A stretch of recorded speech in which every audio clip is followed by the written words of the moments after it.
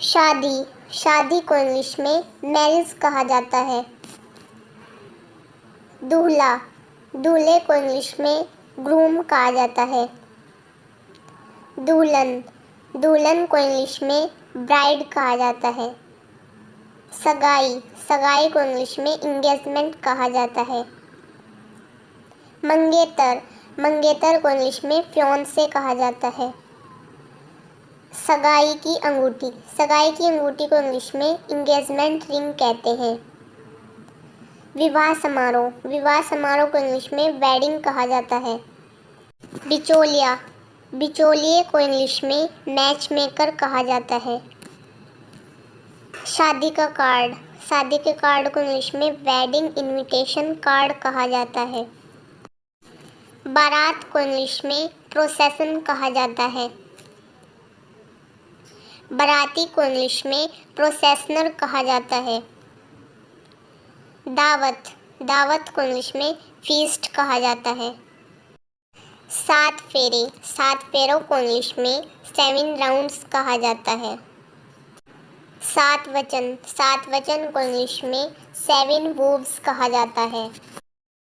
मंगलसूत्र, मंगलसूत्र को इंग्लिश में wedding chain कहा जाता है।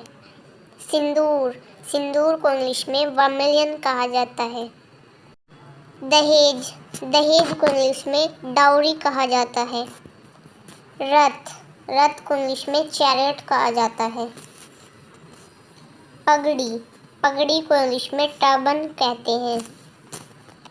जूता चुराई की रस्म, जूते चुराई की रस्म को इंग्लिश में शू स्टीलिंग सेरेमनी कहा जाता है। अविवाहित, अविवाहित को इंग्लिश में अनमैरिड कहा जाता है। शादीशुदा, शादीशुदा को इंग्लिश में मैरिड कहा जाता है। कन्यादान करना, कन्यादान करने को इंग्लिश में गिव अवे कहते हैं। मंडप, मंडप को इंग्लिश में कैनोपी कहा जाता है। विदाई, विदाई को इंग्लिश में गुड बाय फेयरवेल कहा जाता है। ससुराल, ससुराल को इंग्लिश में इन लॉज हाउस कहा जाता है।